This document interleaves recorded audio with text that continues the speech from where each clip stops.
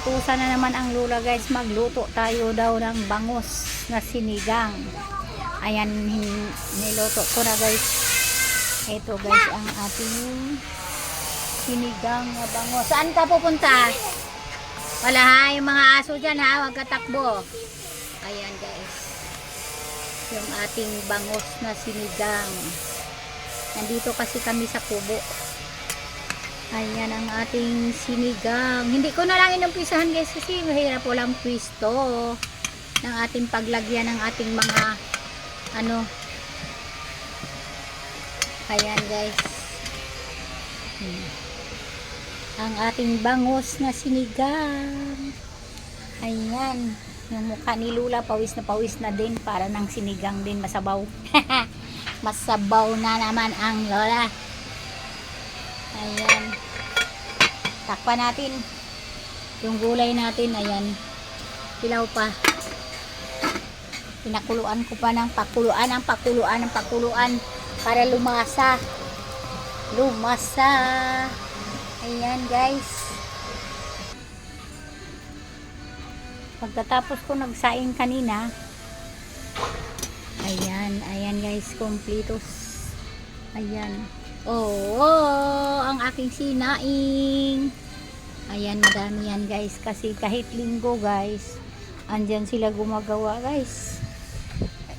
Mabait kasi yung aking darling guys. Kaya kahit linggo, pinupuntahan talaga siya. Hindi siya makahindi. Maawain kasi yun eh. Kaya, ayun, gawa lang. Ayan sila. Sige lang kilos.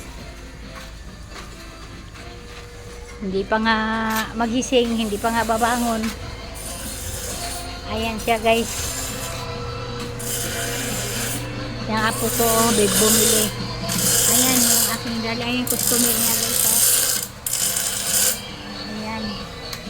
Hi darling. Hi. Ayan yung customer niya guys.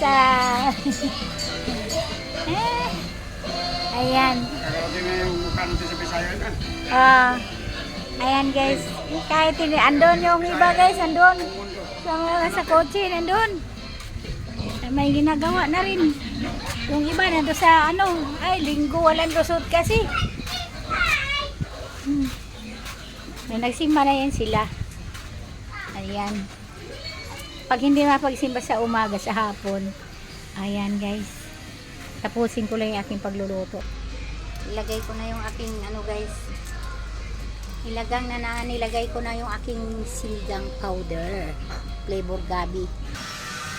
Lagyan na natin ang ating tangkong. Andun na yung aking ano, labanos. Favorito ng apo ko yung labanos guys. Yung labanos, favorito ng apo ko. Wow! Luto na yan guys ang ating sinigang sa kangkong. Oh, ang dami niyan guys. Kasi madami yan. Madaming isda yan guys. Ayan na guys. Madaming isda yan. Madami. Ayan. Huwag lang halukain guys. Kasi ano, madurog. Parang giniling ang labas. Ayan guys, thank you for watching guys. Tawagin ko na sila darling ko guys.